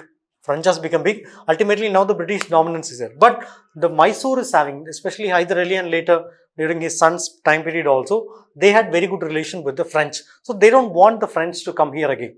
So ultimately, for all these reasons, they wanted to attack this Mysore Kingdom. Okay, they wanted to attack Mysore. Okay, all right. So a series of wars were fought. That is, first war, second war, third war, and fourth war. So 4 wars were fought over the control of Mysore. So ultimately, now Hyder Ali is in power. So Britishers understood that Hyder Ali, even he has modernized the military also. So ultimately, the Britishers know going around and fighting with Hyder Ali was not a viable option. So what they did is, the Britishers, they took alliances. At that time, the Marathas were there. The alliances with the Marathas, the alliance with the Hyderabad kingdom, the Nizam was also ruling there. So they allied with these other powers also. They allied with these powers and they fought against the Mysore. So that led to the first war of Mysore. But still, even though all these forces were there, they were not able to give better support to the Britishers. The Marathas were not able to give better support to the Britishers, and also Hyder Ali's army was also highly advanced. So ultimately, this resulted in a stalemate. And it led to the Treaty of Madras. So ultimately, Treaty of Madras that caused a status quo. Okay, status quo means even Hyder Ali again captured. Earlier we have seen that the French captured Madras from the Britishers. Ultimately, they have to give it back because of the treaty. Same thing happened here also. Even Hyder Ali captured Madras, but because of the treaty, he had to give it back. And also there was also in this treaty one clause was also there that you should not be aligning with any of the foreign rulers like French. The Britishers were fearing the French. Okay, so you should not be aligning with any of these foreign rulers and to fight against the Britishers. Okay, so that was also there. So some sort of ceasefire agreement like the status quo was established for some years. Okay, all right. Anyway, the second war also happened. First war was there. So after that, the second war also happened. So this time Hyder Ali again fought against the Britishers. Again Britishers came and attacked Hyder Ali. And ultimately Hyder Ali died, not in the battle. Some people say that Hyder Ali died in the battle, but that's not true. Hyder Ali died because of his medical complications, and during that time war was going on. Hyder Ali died. So later his son Tipu Sultan, who later became the called as a share of Mysore and all. So he fought against the Britishers. Britishers were able to have some upper hand, but still we cannot say that it was a complete Mysore failure or something. We cannot say, but they had an upper hand. And here also the Treaty of Mangalore was signed. And here also we can say that no territorial changes. Ultimately, whichever areas were captured, they gave it back. Okay, so that ended the second war of Mysore. Okay, again the third war of Mysore also happened. Now again the Britishers had alliance with the Nizam as well as the Maratha. So this time they helped. And British army, combining all these things, they became a huge army. And ultimately they were able to defeat the Tipu Sultan. And Treaty of Seringapatam, the present day Srirangapatnam. Okay, Treaty of Seringapatam was signed, and this was a very huge loss for Mysore. Mysore lost almost half the territories. Were lost by Mysore. Okay. Again, Tipu Sultan was not ready to give up. And he again wanted to go and fight and reclaim all the territories. Okay. So that led to the fourth war, the fourth Anglo-Mysore war, which happened in 1799. Ultimately, Tipu Sultan was killed in this battle of Seringapatam. Okay, killed in this Seringapatam. Mysore was completely annexed.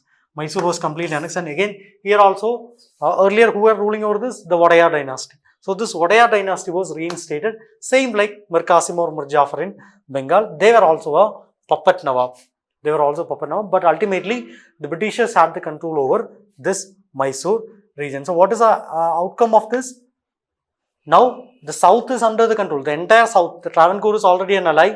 The entire south, no resistance from the Mysore. That ended after the decline of Mysore. Okay. Now the entire south is under the control of the Britishers. So that is a case here. And also the British, the political realignments in Indian states, they also understood, okay, Britishers are not, we cannot trust these Britishers. So that kind of feeling came to other local rulers' minds also. Like now Bengal is under control, south is under control, so obviously they want more territory.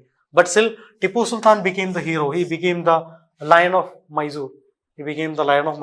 Okay. So here another system is also coming, that is a subsidiary alliance system. We will be discussing this in detail. Okay. We will be discussing the subsidiary alliance in detail. What is this subsidiary alliance? Okay, so these were the outcomes of this Anglo-Mysore war. Okay, so after this, now Mysore is under control, Travancore is under control, South is under control. This area is also, East is also under control. Okay, they have good alliance with Hyderabad also. Now they wanted other areas. So that is the Anglo-Maratha region.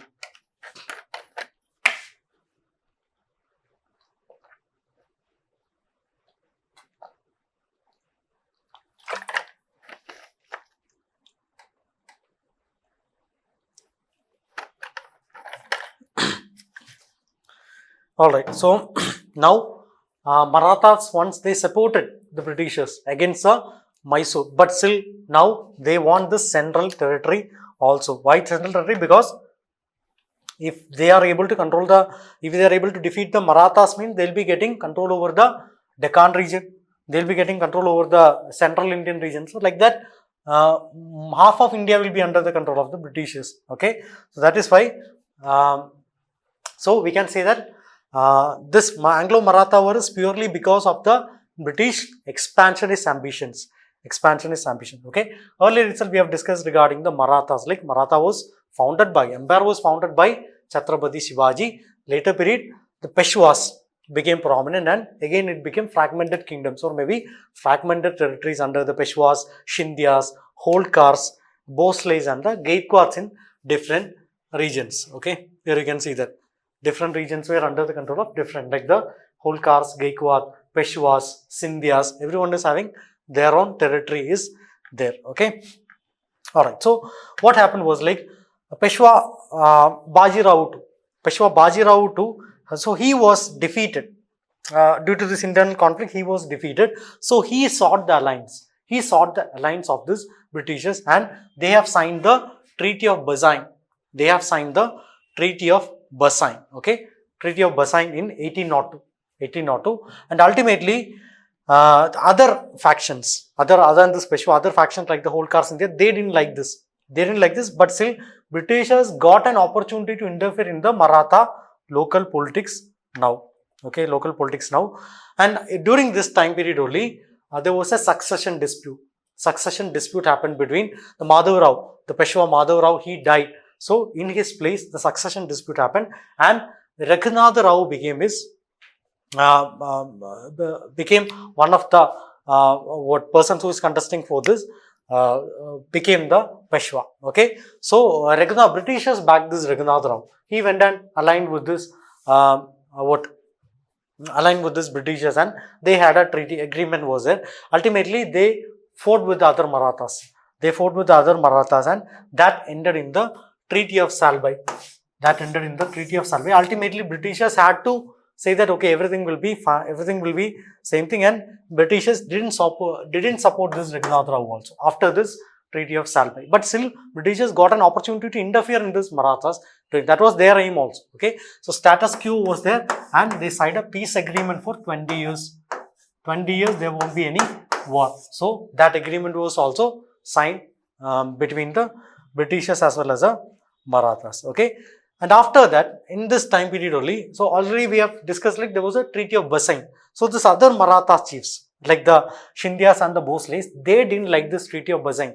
Which led to the interference of British in the local politics. So they fought against this Britishers, and the Britishers were able to defeat the Scindias and Bhosles because they had their own very good army chiefs there. Here Wellesley is coming.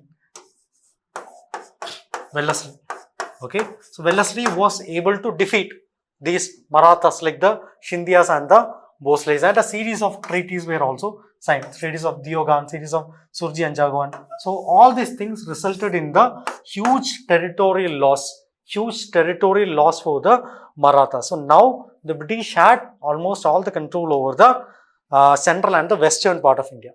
Okay, Okay, so again, the third Anglo-Mysore Maratha war also happened. So during this period, the Peshwa Bajirao II itself rebelled. Okay, he was also kind of fed up with this British interference in the political affairs. He also said, no, it is not possible for me to be a puppet Nawab. So he rebelled. he rebelled. So ultimately, Britishers already had the control over this northern as well as the western part of India. Okay, so ultimately, with all this power, with all this military strengths, Britishers were able to defeat the entire Maratha confederacy, including Bajirao too, and ultimately the entire confederacy itself was abolished, and even this Peshwaship, that was also abolished. And we can say that the Maratha rule itself was done. Now all the territories were under the control of the Britishers only. Okay, so this was a outcome of the third Anglo-Maratha war. Okay, so now this area, so south is under the control. Yeah, south is under the control, east is under the control. Again, central India is also under the control of the Marathas. Okay. Alright, so that is a consequence of this. Under the Maratha dominance, they gained the control over this region, especially these regions, Deccan, especially the Deccan region, Malwa region, Gujarat and Maharashtra region. So this cemented the British paramountcy, the British political paramountcy in India, and obviously many rulers like the Mahajis India and all, so they inspired the later rulers, even Chhatrapati Shivaji during the freedom struggle and all, these people are also coming into play. Okay, so that is a consequence and impact of the Anglo-Maratha wars. Okay, so now all these areas are under control. Now one more region Britishers need to have the control over the entire Indian subcontinent. That was a Punjab region. So Punjab region, we have already discussed what was the situation in the Punjab region. So Punjab earlier it was organized as missiles. Okay, missiles. So what do you mean by missiles? Missiles means the local chieftains will be the powerful. They will be powerful. Okay, so ultimately who came to unify them? It was Maharaja Ranjit Singh. Maharaja Ranjit Singh came to unify this area, and he established the Sikh Empire or the Punjab in this Punjab region. Okay, but what happened after Maharaja Ranjit Singh? There were no other important leaders like Maharaja Ranjit Singh. Ultimately, they were having weak successors were there. Okay, so there was succession dispute, there was an internal decline, everything was there. So Britishers was looking for an opportunity to interfere in this Sikh politics also. So one fine morning they got an opportunity. Even the Sikh local rulers, they also understood that okay, the Britishers will be aiming us, because they are already knowing the situation. What is happening in Mysore, what is happening in Bengal, what is happening in this Marathas and all. So they know that okay, we'll be having some issues. Okay, so what they did is like the Ranjit Singh has already created a powerful army known as the Khalsa army. Okay, Khalsa army. So they were alarmed with this instability and they crossed the Satluj region. So Satluj was considered as a boundary between the Punjab as well as the British region. Okay, so they crossed the Satluj region. And they entered the Punjab. They entered the British territory. So Britishers say, okay, thank you. We are actually looking for an opportunity. Now they fought a series of wars like the Battle of Mutki, Battle of Firozshah, Battle of Aliwal, Battle of Sobraon. So like that, a series of wars were fought between this Sikh rebels as well as Britishers. So ultimately, Britishers, maybe we can say that partial disarmament was happened, and Britishers had a slight victory also. Britishers had a slight victory over this region, but we cannot say that the entire Sikh military or maybe the entire Sikh rule was dismantled. We cannot say that, but still now they had a upper hand in this, and also some treaties were also signed. That was the Treaty of Lahore. Treaty of Lahore was also signed, and obviously the loss of territory. Ultimately, the Sikh had to lose a lot of territory, especially the Jalandhar Doab. So this was a very fertile region. This was very much important for the economy of the Sikh itself. So this was a very huge loss for them. Okay, so during this time period only the Kohinoor diamond was also taken away to Britain. So all these things, the Sikh people were not happy with all these things. Okay, so growing resentment happened during this time period. So ultimately again this is Sikh people rebelled against the Britishers. Okay, so 1848, they again rebelled against the Britishers. Revolt started against the Britishers. So ultimately, Britishers already know how the Sikh people, to what extent the Sikh people will be going. So ultimately, Britishers were able to defeat the entire Sikh forces, and that led to the dismemberment or maybe the abolition of the Sikh empire itself, and the entire Sikh province or maybe the entire Punjab province. The Britishers had their control over the entire Punjab province itself. Okay. Alright, so Punjab was also annexed in 1849. Okay, so what were the consequences? Obviously, now they have annexation of Punjab means now Punjab is in this area. Now Punjab is in this area, in the northwestern part. So obviously here we have the Afghan. So here we have the Afghan territories coming here. Okay, so they will be having better, they'll be able to defend it better. The Afghan, and also here they have the European powers are there, so they'll be able to defend this northwestern region. So here it is sea only. The Britishers have a very good naval strength, so obviously the sea is safe. East is also safe. Now west is also safe, and also the Britishers had the control over the entire Indian subcontinent. So strategic expansion of the British Empire also happened, and it entered the Sikh sovereignty. One more empire is done. Okay, one more empire is done, and very importantly, the reorganization of the Sikh army. Okay, Sikh people are very much they're obsessed with this like military strength and all. Okay, so now Britishers slowly started to include them in their army, British army. Okay, and they started to create something known as the martial races. Okay, they started to the same policy of divide and rule. So they made sure that the Sikh people are more loyal and other people are not having that upper hand. Again, all these things will be culminating in later revolts also. Okay, all right. So that is also there. English, British independence, other Indian states also became wary. They also understood, okay, we need to be very careful about the Britishers, otherwise we will also have the same fate. Okay, and administrative and infrastructure changes are also happening during this time period.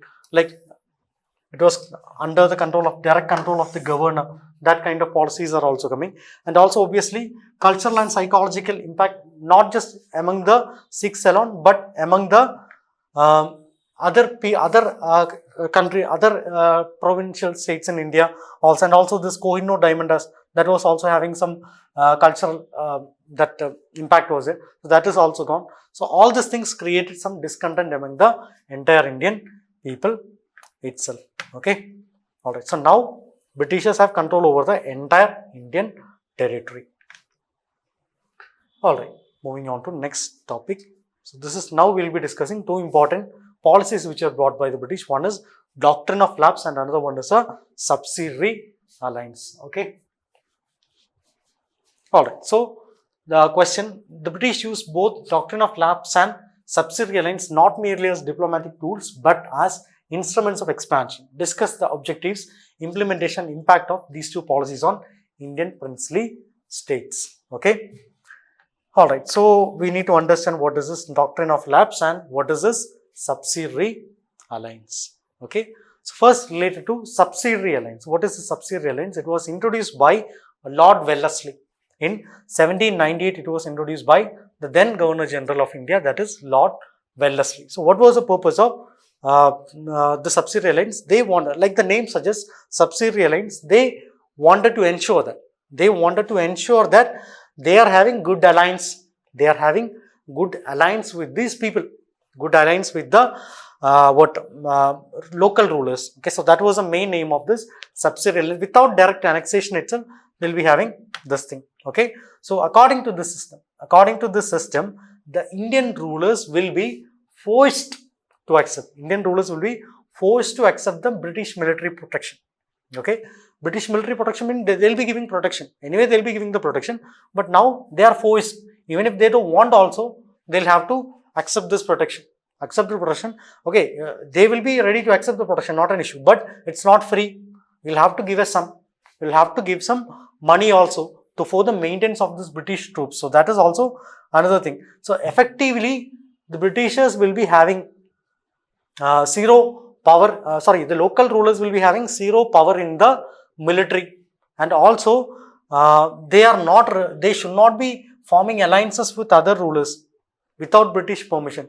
For example, if they can form alliances, provided Britishers are also having good relation with their ruler. For example, they cannot form an alliance with the France. They cannot form an alliance with Mysore, which is a rival of this Britishers. So that was prohibited. So ultimately, the military control is gone. The political control is also gone. Okay, so this is something which is becoming, which was a this is something which was a major feature of the subsidiary alliance. Okay, so ultimately, the Britishers wanted more territorial control. At least indirect control was needed. At least indirect control was needed for them, and also their desire of expansion that started. They are not directly annexing, but their desire of expansion started, and also financial needs are also coming in. How? Because it is not free. It is not free. They are providing the army, but in the name of maintenance, they are extracting more money. That is for not just for maintaining the army alone, but for the British expense, other British expense also.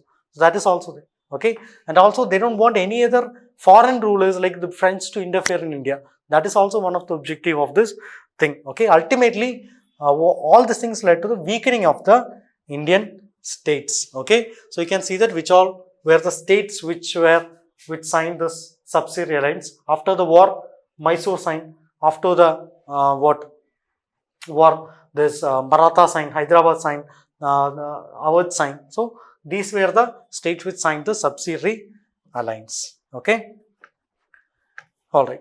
Now moving on to the other policy, that is doctrine of lapse. Okay. So this was the idea of Lord Wellesley in 1798. The doctrine of lapse was the idea of Lord Dalhousie.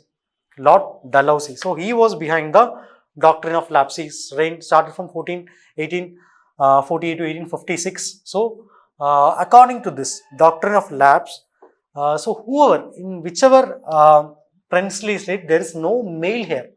If no male heir is there, the Britishers have the right to annex this territory. So that was actually the purpose of this doctrine of lapse. So why they are actually annexing is, there will be some purpose, right?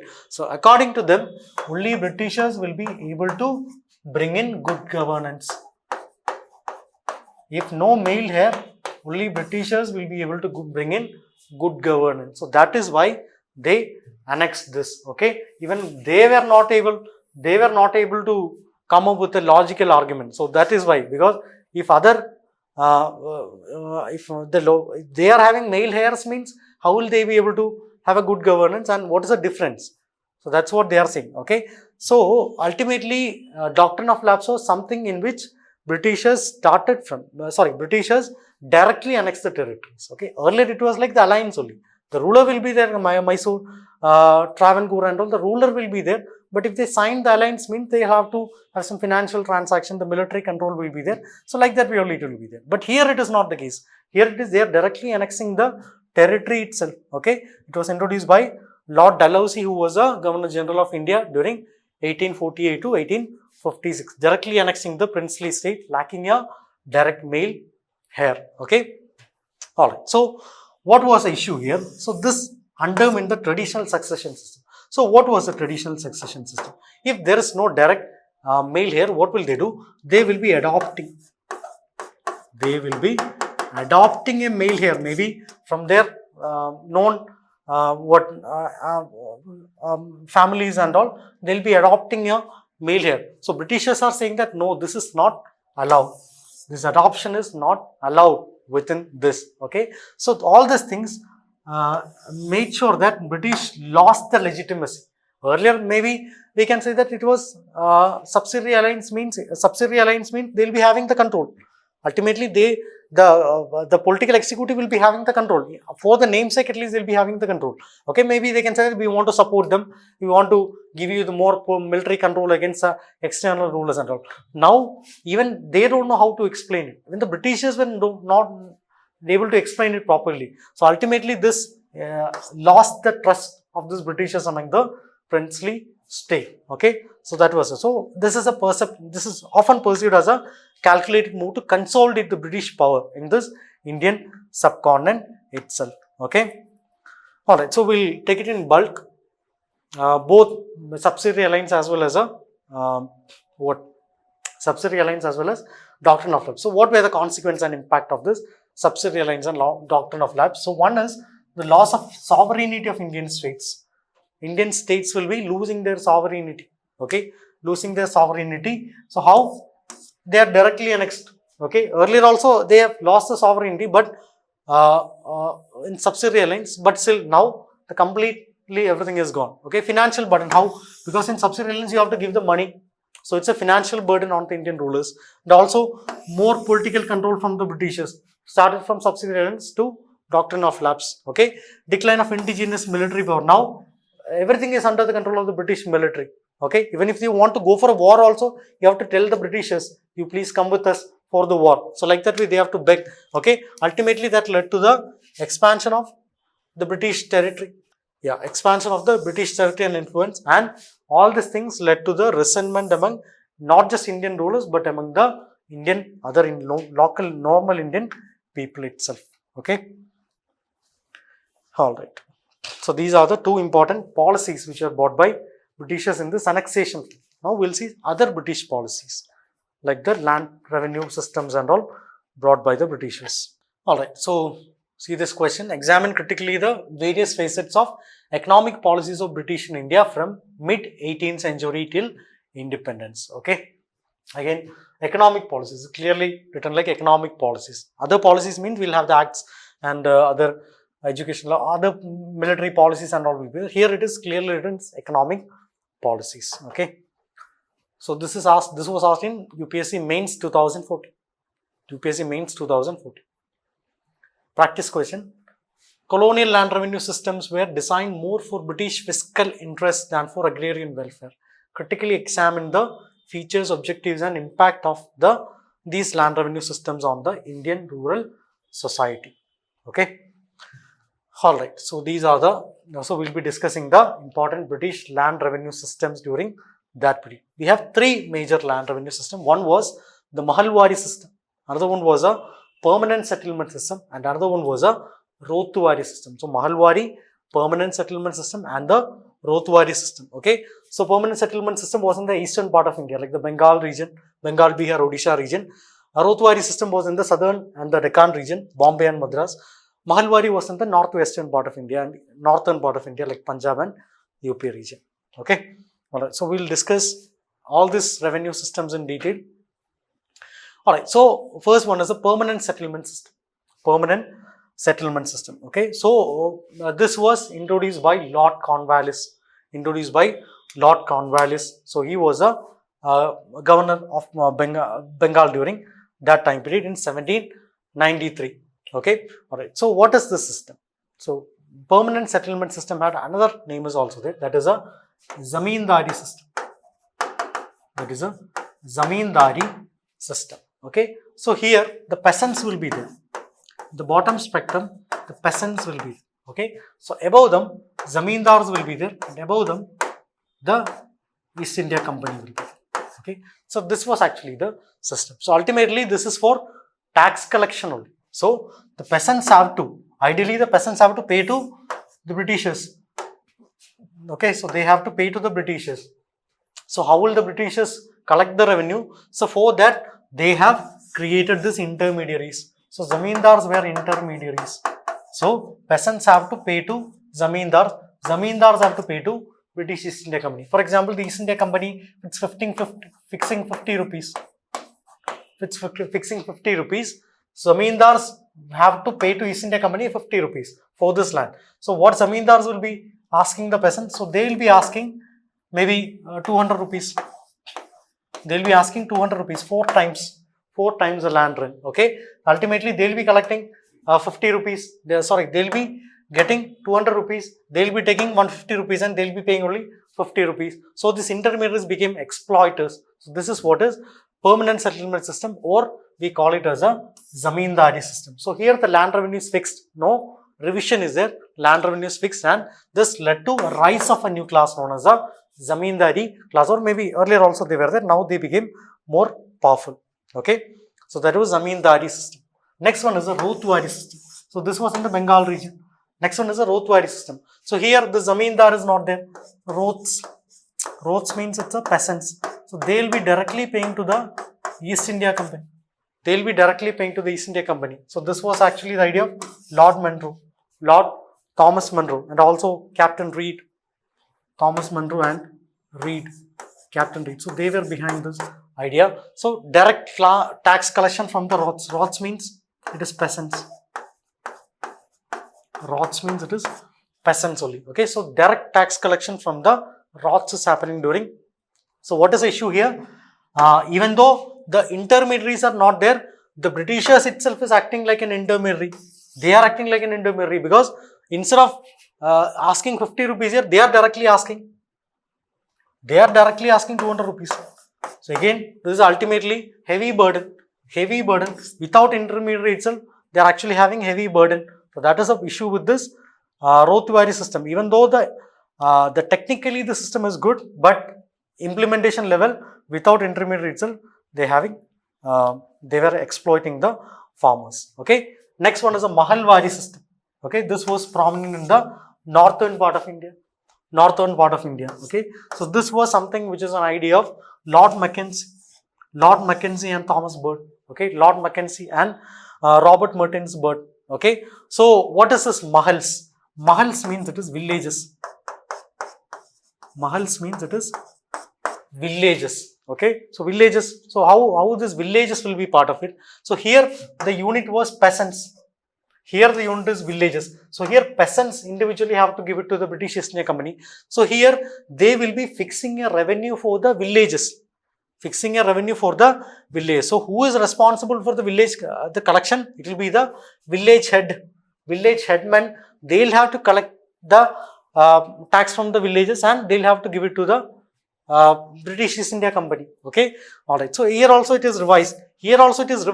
But still, when revising means there is some drought or maybe there is some crop yield is not there, means it has to be revised in favor of the peasants, right? But here it was not like that.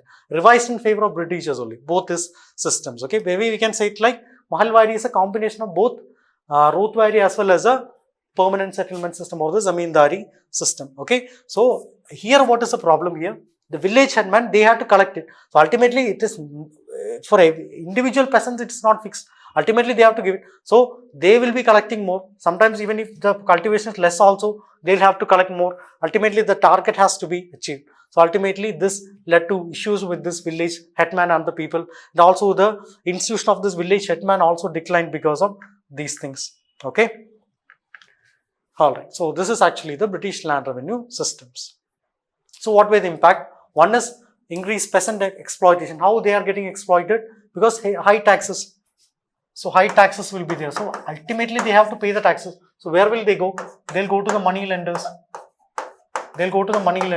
So this money lenders, maybe they'll have they'll be having they'll have tie-up with the zamindars itself. Okay. So they'll be charging extra interest. Ultimately this led to the rural indebtedness.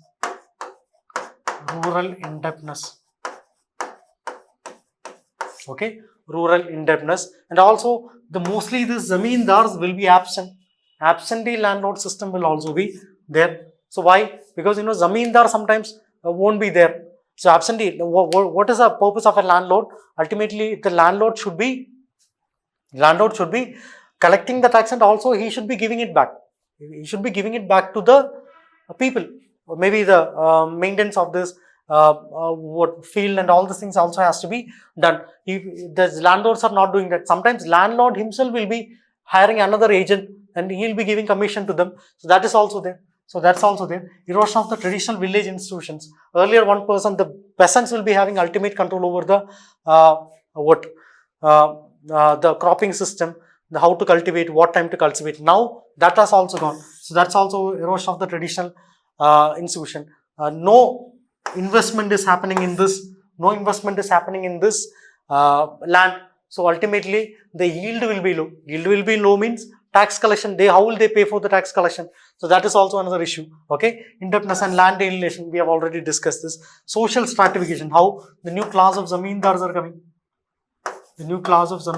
coming.